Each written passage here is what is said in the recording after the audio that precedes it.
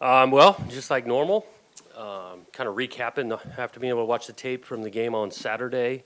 Feel pretty similar to how I did after the game. Obviously disappointing, but really proud of our team and the effort and the ability to come back and battle.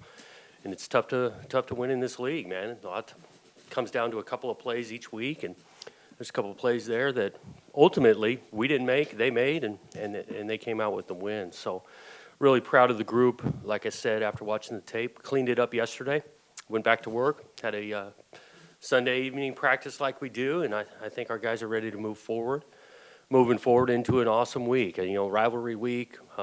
Do got a bunch of respect for that program down in Eugene. I think Coach Cristobal's done a great job. Got some big-time players, which starts with the quarterback. One of my one of the guys in this league I get the most respect for. Justin, been through high level of football, coming from this state, great family, those type of things, and so they're putting together a great year, and we're looking forward to playing on Saturday. From last Saturday's game, the final drive, a couple questions. Were you in a 4-down mentality going into that drive? Final drive, we got the ball. Yeah. Were you in the ball? Yeah, not totally, depending on if it was 4th and 12, no, probably not. But the mentality of if we were going to get it close to a distance we felt confident about getting, we were going to go for it. I'm not asking you to review the 4th down call because that could have went either, you could do either one. But second and third down, is that one maybe you go back and look at that and go, maybe should not have been so conservative with the run game, and maybe because you throw on either one of those down and get a first down, the game's over then. Sure. I mean, yeah, you get a first down, the game is over. I do think that was the opportunity, second and third down, because we had a good gain on first down, running it right down the middle, and had some confidence in that group up front. And so weren't the exact same plays on second and third down as first down, but similar in regards to running downhill, making it physical, and you got to pick up 4 yards. With in regards to Ham, he struggled obviously. Do you think another week of getting him used to that? Do you think that's going to? I mean, how will that help? Yeah, we're hopeful that really all our guys will take steps from one week to the next. I do think that it hindered Ham a little bit in regards to just not being able to use that hand and pass rush and having confidence to go. And so yeah, we'll see how it goes for him. He's been awesome this whole year. And you're going to have some games where you can play at a higher level, just like all of us could say. And so we're confident he'll be ready to go Saturday and play well. Obviously, giving up 641 yards doesn't look good, but what did you like out of your defense for the most part, being able to keep that offense down a lot of it? I mean, we put up 54 points. Sounds strange to say that, but it looked like you guys made a lot of good plays on that side of the ball. We did. Just tough to do against that team consistently. Yep, those guys are going to get yards. I thought getting 4 turnovers was awesome from our defense because it's a tough offense to defend, and they're going to move the ball and getting those 4 and had opportunities at a couple more. I think really the one thing that was glaring, we just couldn't get to the quarterback, and you got to pick and choose your poison. I mean, we pressured him one time where they caught a quick slant and he took it to the house from 50 yards out, and so you're just picking and choosing what you want to do. And I thought we did. Forced them to earn it. We got 4 turnovers. We had opportunities there to seal the game offensively. Didn't. You mentioned that trying to get pressure on it and getting that. You guys have done that all year. Do you just feel like that was maybe an anomaly of this game that you just weren't able to get some way, the way they get the ball out quick and so it's just maybe not something to really be that concerned about, or are you a little bit concerned about it? We're not that concerned. Again, each week is new. That scheme is completely different than others you play. And it was by choice to rush 3 guys a lot of the time, forcing them to small gains and take it down the field. The start of the third quarter, you had 3 straight drives where you didn't get anything. What happened? Did they make an adjustment that you guys took a little while to figure out, or because that seemed like an area where that was not a great start for us and got us behind in the game. Weren't real crisp. Some of the execution on a couple of things got us to a point where we weren't converting. But again, that's why I'm proud of our group. It just kept on battling and then flipped the thing in the fourth quarter to be able to take the lead. What's happened to Jordan Whitley? He doesn't seem to be playing a lot. Is he hurt or is he? He's not. He's not hurt. Some of it was the packages we were running with the 3 guys rushing, and we got some other guys in there. Simon Sandberg's playing at a high level. Hodge is still doing a lot of good things, and then you got Elu going, and so some of it's the other guys have earned more reps. When did you decide to sit Trevon on Saturday? Was that almost right up to game time? He didn't come out to warm up, obviously, No. but when did you? Yeah, we had conversations early in the week, feeling like, again, Colby, Tyjon coming back, and those guys did some really good things in the game. So we had some depth there, and feeling like, he's got one more, and from the state of Oregon, and if he was going to choose between one game or the other, he's going to pick this one. That's too. is that what it came down to? Is you want to give him a chance to play in the Civil War? And Yeah, he wanted to play in this game, and we were healthy at his spot, so felt good about it.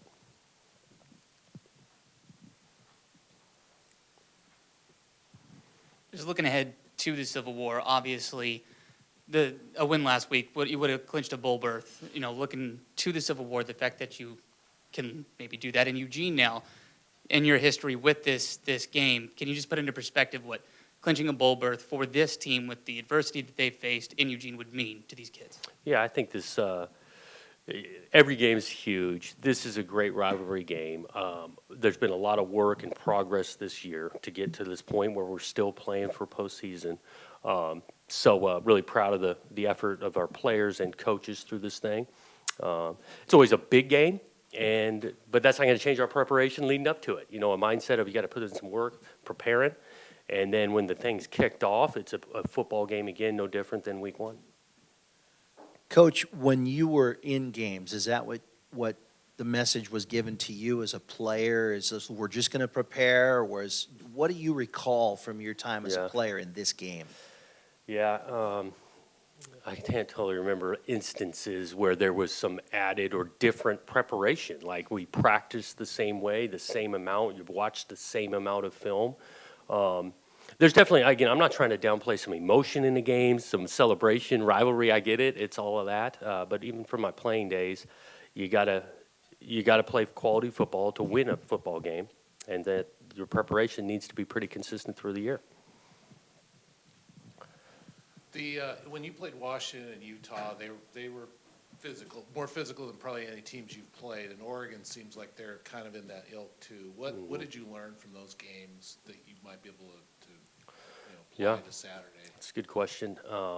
I do think those two teams you mentioned are physical. I think that we continue to progress and get better. We needed to learn from those two games, which there's some specifics that I'm not going to totally share game plan wise and things, but we do need to match physicality week in and week out. And Oregon is. I mean, you look at the two lines on both sides of the ball, really good players and do a really good job.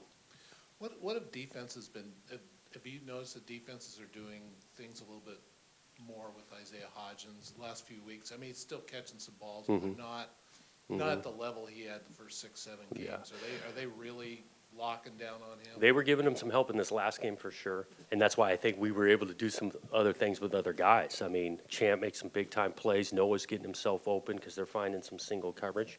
And so that's how it is. I mean, you got to prepare against a team and try to take away their best options. Well, they in some ways, they work to do some double teams on Hodge, and we got to go to some other guys, and those guys have produced. What went through your mind the first time when that targeting flag came out? What went through your mind initially? Oh, you talking about J-Mo? Yeah. The first thing I thought, he's not going to play the first half of next. That was the first thing I thought. First thing I thought of is they're going to review that because I thought it looked pretty clean. That's what I thought about, and I was pretty confident when they went to take a look at it. Yeah, I mean, but it had some other issues with it too. The clock would have kept running, and that was. Oh yeah, there would have been a little bit different. Did you think the flag? It just seemed like the flag probably comes out there. Yes. I think the flag does come out because I'm into safety of the game, and they're anything close, they're going to throw it and take a look at it, and that's how it played out. I hate to go to a middle of the game play where I don't know if you remember it, but there was a catch by Isaiah Hodgins where he was forced out of bounds in the third quarter, about 8 minutes left, and it clearly looked like he got a foot down. Was it not a legal catch because he may have bobbled it out of bounds? You went to another play right away, but they showed it, and it was like he got his foot down on that catch. Yeah, I mean, the operation is that anything close, they take a look upstairs, and that's why often you're not seeing a lot of head coaches throwing challenging because they're looking at each of those plays. And so you just got confidence in them taking a look at it, and if it's in or it's out, they're making the call. Coach, when you talk about emotions, as that was a difficult loss, obviously, with laying it out on the line, coming down to the last second. So the demeanor that you have with the guys, their own, when you met with them yesterday, I mean, what are you sensing about just picking themselves up this week? Yeah, we talked about it on Sunday because it was tough. I mean, the players, coaches, we put so much into this thing, and when you have a tight loss like that, it hurts. There's no doubt about it, and we talked about it yesterday. What I do feel good about this group is they're about responding, and we've had some tough losses and bounced back from it, and so we take Sundays to analyze the tape and go through the emotions and woulda, coulda, shouldas, and all of that, and now it's time to move forward, and these guys will. In a game like that, there's just a multitude of plays, if this, if that. I was wondering on the last series with Jamar, was there a little bit more on the first down carry? Did he settle? I mean, was there another cut maybe that he might have gotten a little more out of that? Oh, I think he always runs hard, and I think that we got a good gain on the thing. At the same time, yeah, the first down wins. You're going to take care of the ball. You're not going to try to go and extend and get more, and the ball becomes exposed. So he had a great game. Jamar did, and that was a good run on first down. When you played in this game, or even other rivals that you coached in your coaching trek, is there extra stuff that goes on? Was there extra when you played between players? It seems like that's an old notion of we don't like you and we don't like you and all Right. that, because from a coaching standpoint, as you're talking about, it's just regular prep, very corporate-like. But there has to be something extra in a rivalry. Oh, I think there is, just because especially kids from this state, and they're on both teams. I think there's added to that, and again, this is why this rivalry is so unique. The closeness between the two universities being 40 miles. I've been part of other rivalries where it's across the state. It's not as intimate. So again, I'm not trying to totally downplay like it's nothing, but all I'm getting at is the preparation needs to be consistent to play quality football on Saturday. What kind of plans do you guys have for Thanksgiving with the team? What's that day? Yep. We'll practice in the morning, and then we'll have a kind of a team. It's pretty cool. Thanksgiving luncheon. Families will be there. We'll recognize our seniors at that point too, and so everybody's got a place to go on Thanksgiving on Thursday afternoon. Sorry, my last thing with Washington State, talking about what was on the line with everything that these kids have been through, there's no way that they couldn't have felt that emotion or have some nerves. How do you deal with that? And was that a problem ever throughout managing this game? You're talking about the Washington State handling nerves. I thought those guys battled. I thought they played with emotion for sure. I mean, and there's a lot of execution taking place on really both sides of it. Like I'm getting at the 4 turnovers. We steal the one on special teams. Offensively, obviously scored a bunch of points. That's what college football is now. I thought it was a fabulous game. I know it was brutally difficult to absorb the loss, but I was proud of our group. Teagan's touchdown catch, how big? I mean, Yeah, the huge. athleticism involved in that play was pretty darn good. Yeah, because it was pretty well covered. I mean, there's other guys, and he goes up at the highest point and gets it. It's actually very similar to the play we ran against UCLA, and so we're 2 for 2, and maybe need to call it again. Just for when we're breaking things down on our pregame shows, could you just describe a little bit about, Oregon and what they like to do, their sets, and offensively, are they run heavy? How do you prepare? I think they got some balance on offense. They can run the ball, but they got an elite quarterback, and he can throw it and make some plays. I think they do a good job of, matching up some of their run game with their action pass. They're not all vertical throws, which they can do, but they also do a nice job in screen game, getting the old line out in space and making guys tackle that way. So really balanced, and it does start up front. I think on the flip side, defensively, great taking the ball away. I mean, you see it. I think they're leading or close to in the interception thing. They got some good DB play taking place. Got a couple of guys that up front make it tough to run the ball. And looking back on this year, has the league played out the way you thought it might? Yeah, I think it did play out in regards to just how competitive it was each week. I mean, it's just tough to win in this league, and so that has played out. Not surprised by really Utah being pretty good, Oregon being pretty good. That doesn't surprise me, leading into what they had coming back and things. So, yeah. And finally, hopefully, and it's not the last game, but at the same time, it's the end of the regular season. Where do you how do you feel about where you are? I know that fans are so excited, haven't been this competitive this late in a season, and it's only year 2 for you. How satisfied are you on where you are as far as your plan coming into being coach here? Yeah. I'm definitely, I feel good about the progression we're on. I do think we've made huge strides from year 1 to year 2. I like the youth on this roster, got a lot of it, and the chance for those guys to continue to build over the next couple of years. I wouldn't use the word satisfied. I think that we had opportunities to be even better and, win-loss wise, but I feel awesome about what we've established year 1 that really grown in year 2 and feel confident it's going to continue to go that way.